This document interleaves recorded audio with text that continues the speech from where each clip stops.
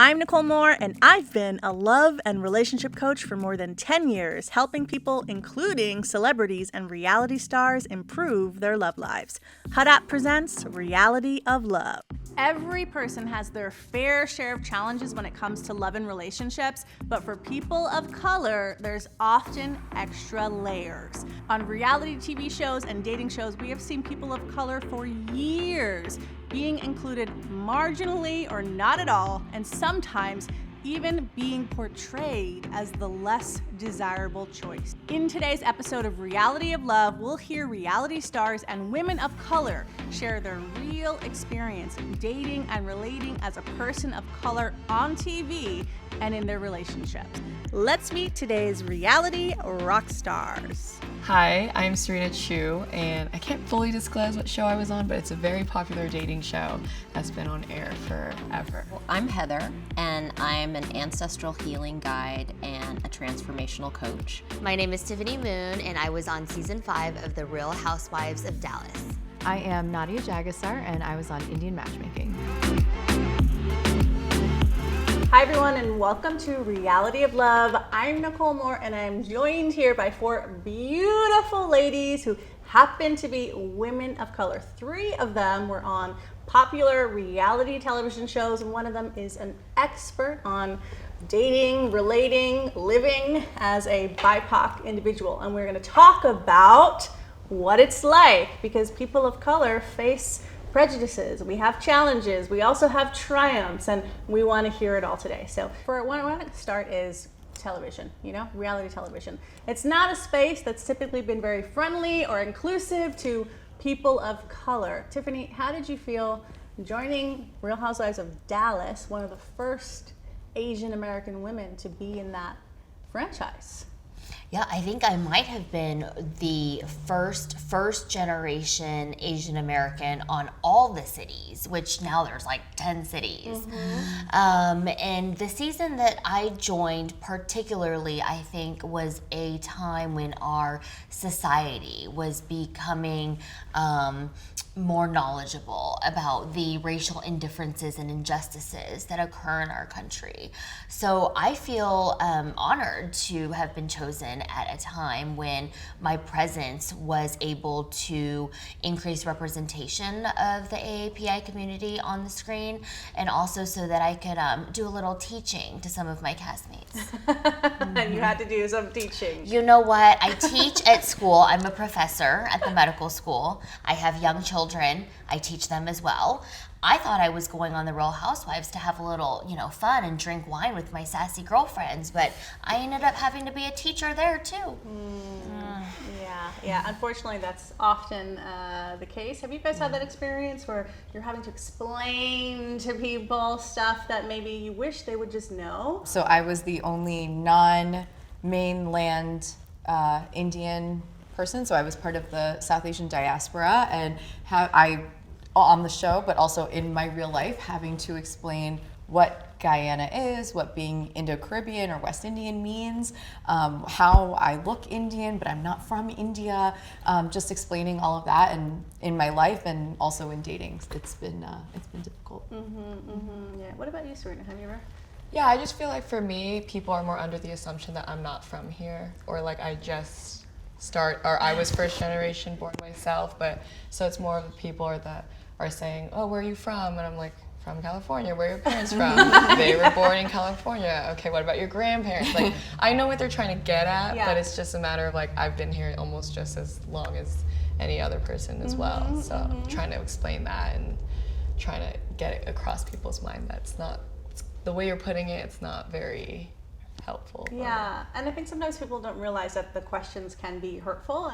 I'm multiracial too, and so sometimes I feel like I'm like, what am I?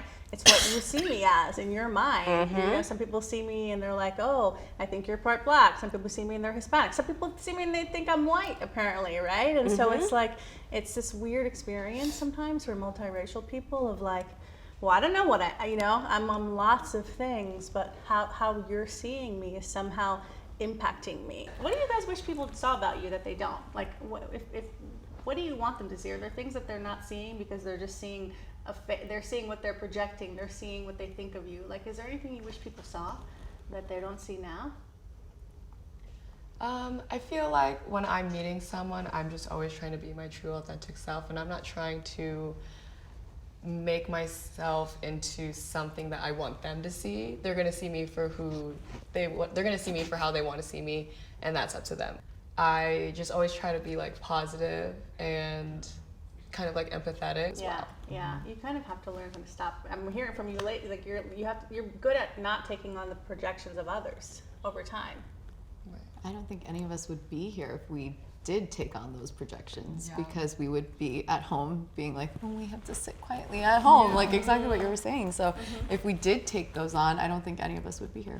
Yeah. Especially like the stuff that we get online. Yeah. From being on Yeah, TV. like tell me about that, because you guys get some girl. craziness. What are some of the craziest things that people say to you? I've been told that I was desperate, that I need to love myself and then love will find me. And I'm like, how do you know I don't love myself? How do you know I'm literally living my best life right now, but I don't post everything on social media, and social media is not everything? How do you know I'm not dating someone and madly, deeply in love, and I just don't want the world to give their opinions on that? And so it's crazy what people say, but I think similar to you, that like I just try and bring my authentic self now, and if someone sees anything outside of that, then that's their own issue.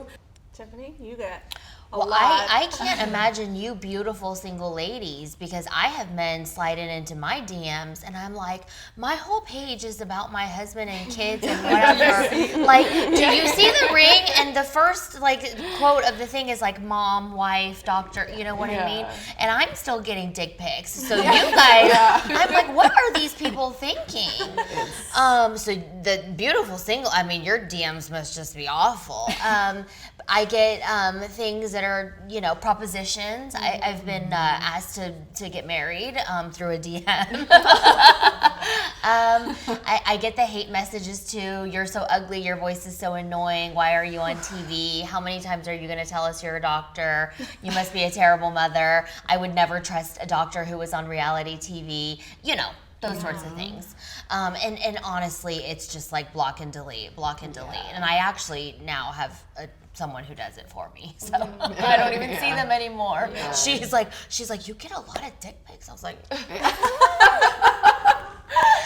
wow, The unsolicited dick pic. right? Yeah. So ladies, obviously we've been through some stuff, everyone here on this couch, and but we're also so tough because of it. But you know, everybody could use some healing. I feel like we need some healing right now in ourselves to lift this energy and clear, so we can be even more in the world, so we can be even louder in the world. So Heather, you have something very special planned for us, and I can't wait to experience it. You ready? Let's go. Let's heal. When we return, our ladies will take part in a healing meditation, and we'll see just how well they fare when Reality of Love continues. So keeping your eyes closed or just gently dropping your gaze to the ground.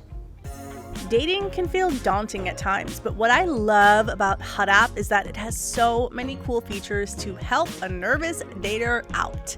You can send private messages securely within the app, so you don't have to share your phone number, and they even blur photos that might contain nudity. If you're not comfortable with the message you've sent, you can unsend it, and it'll be removed from you and your match's inbox. When you're ready, you can video chat with matches, and Hot App's video feature starts with auto blur, where you can hear one another but not see each other until you mutually choose to unblur the video feed. It can be hard to have intimate conversations about your likes and dislikes with people you don't know yet. So use the My Bedroom feature as a conversation starter. It'll open up some good communication channels and give you an idea of your own and each other's deal breakers in the bedroom.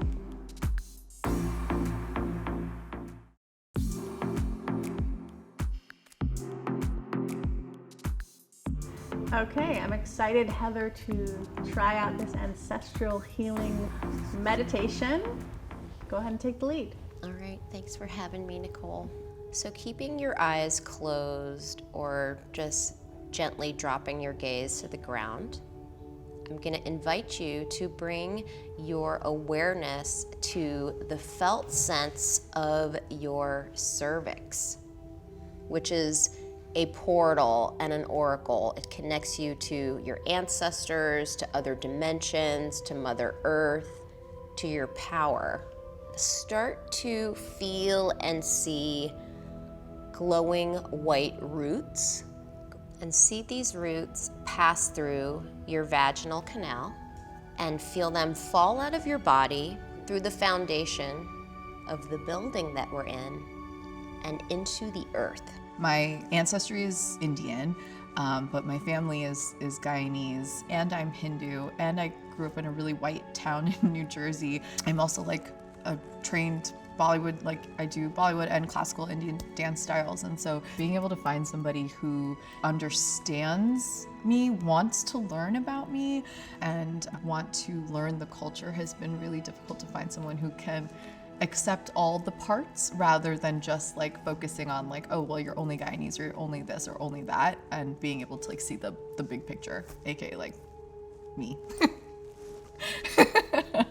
And so now these glowing white roots start to braid and intertwine with all of the other local roots, connecting you to all of life and also to the blood and bones of your ancestors, even if they are across the oceans. And you're gonna see these roots pass through layers of dirt, mud, clay, crystal, and fire. And then finally, you're going to feel and see your roots make contact with the glowing, radiant core of Mother Earth. I was very gung-ho about becoming one of the first Asian American housewives on the franchise. I had no idea that I was going to experience racism while I was on The Real Housewives of Dallas. Being an immigrant and learning English at the age of 6, I'm no stranger to experiencing racism. I just didn't think that a show that I joined, which I was told would be fun and fluffy, would end up with me addressing racism and having to educate a lot of my classmates on their micro and sometimes macro aggressions towards me. So now you're going to feel this love, this light, this radiance, this energy from Mother Earth start to bubble up from the core and start to travel back up your roots. And take a nice big breath here. And let it go. And so now you're going to see and feel this energy start to move up towards the surface of the earth. You're going to feel it break the surface of the earth, and it's going to come up through the foundation of this building, up through the cushion that you're sitting on, and back into your body. I feel like one of my core values is diversity and inclusiveness. So being able to be a part of a cast with such diverse women of all many backgrounds where the show has lacked in the past, I felt that it was going to be a different experience versus how they used to film it. And I was excited to just go on the journey and to see if I was really going to find love in this situation, because I think just all love, and especially interracial love, all love should be celebrated, and it would have been a great opportunity to explore that.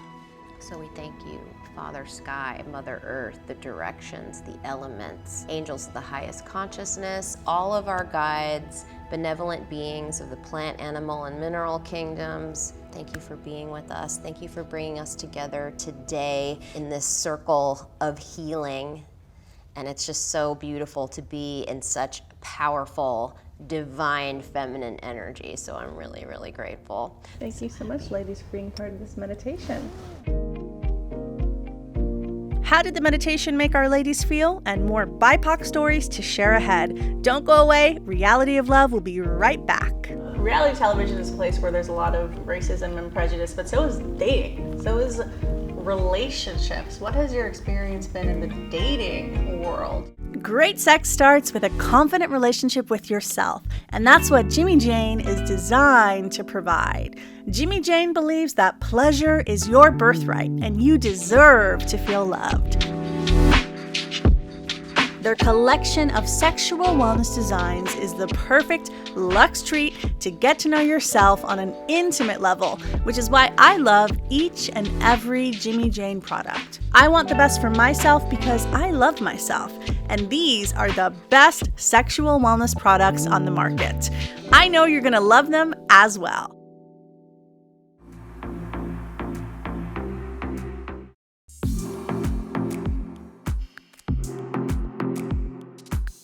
Heather, that was an incredible exercise and meditation. I feel lighter, like I've shed something that I didn't know maybe needed shedding. How do you ladies feel? I feel great. That was something I've never tried before, so thank you so much for leading us through that. I feel like I'm always just so caught up in my day-to-day activities and what I need to do next. It was really nice to just focus on how I'm feeling and like what I see for myself and what I want for myself. I agree totally. I think we get so caught up in our day-to-day to-do list, running here, doing this, needing to do that, that a little bit of forced meditation and introspection is just what us, type A women need.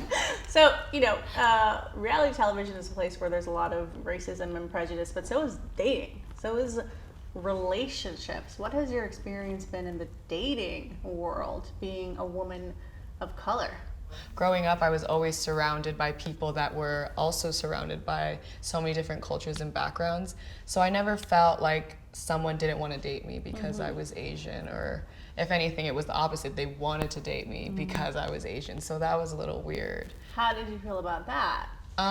It gave me the ick, really quickly, because I was just like, okay, so you only date Asians. That's a little weird. Like, I get you have a type, but like not all Asians are the same. Like, we all have different personalities. We're all like different people. And it turned me off really quickly. It didn't stay in it for that long. Because I'm assuming if there's something, it's almost not about you, there's something that they think you some quality they think you have. Right. And I feel like sometimes Asian women are like hypersexualized. So it's like they think we're super quiet, but then like super freaky, like when it comes down to business and stuff. I'm not saying we're not, but like, there's some they're just like, I don't know, some people who fetishize Asian women, that's kind of like the motive behind it. Or What about you, Nadia? Well, I've struggled with bringing together all realms of my life, where I grew up in a very white town in New Jersey, but I started doing Bollywood and Indian dancing since I was 3 years old, and then I was Guyanese, or I am Guyanese, and so finding someone who was able to appreciate and want to learn about all three pieces, or how my whole self comes together, has been really difficult, because someone can acknowledge and appreciate one aspect of my life, but they don't want to learn and appreciate the other things about me. And so that's been really tough in dating. Heather, you mentioned to me that you're in a new relationship, and for the first time you're feeling understood in a way that you haven't. Tell us about that. Because of conditioning, honestly, from my parents and society, I thought, this was subconscious, I didn't deserve to be happy. And so I was denying myself, like the opportunity to be in a relationship where I was fully seen. And the thing is, so he is also multiracial. He's black and white. And so, the difference is, it's one thing, to have a partner who can empathize with the multiracial experience, but for him to know what it feels like in his body is like a whole other level. And like my soul is singing a song I didn't know that it needed to sing. I deserve to be deliriously happy. And also, Nicole, I just want to say thank you for having us here for this conversation, just to sit these women down and have these conversations, because I didn't know so many of the things that you said. I didn't know all the things that you've been through, and I think just us sitting here sharing our perspectives and experiences and being in this safe and open space hopefully will allow other people to share their experiences and be more open to asking questions and listening for the answers to those questions so we can better understand each other. I think what's happening is people are more open to listening. They're more open to hearing the experience. I think it's a first step. Obviously, it'd be better if racism didn't exist. Well, it's not going to be world peace all of a sudden, but I think we are advancing the needle. Yeah, and I think this conversation even is just opening people's eyes to see what we've experienced, maybe sheds a light on what they've experienced, or just understanding a way to, if you're not a person of color, approach people of color differently, with more respect, with more love, with more care, and more, understanding. Yeah, and I think just bringing it kind of mainstream, just seeing representation of people who look like us on, major platforms or movies or things like that is just so inspirational for, younger generations to see that, hopefully, again, this continues. Yeah. Absolutely, absolutely. Yeah. Well, thank you, ladies, for being here and sharing each and every one of your voices, and just for being a woman who's willing to talk about this and shed some light on this conversation, even when sometimes we feel like we don't want to because we're going to get shut down or we're not supposed to. We are still speaking up, and you are still speaking up. And just thank you all for that so much, and for this amazing conversation. Yes, thank you for giving us this space. Yeah. Thank you. Thank you. Dating and relating as a person of color is a complex issue, and we hope that this episode has shed even a tiny light on the challenges and triumphs that people of color encounter as daters and on a daily basis. Tiffany Moon, exit interview, take 1.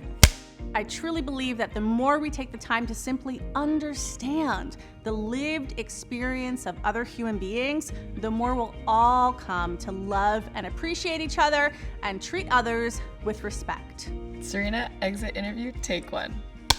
It's amazing to see people claim what is right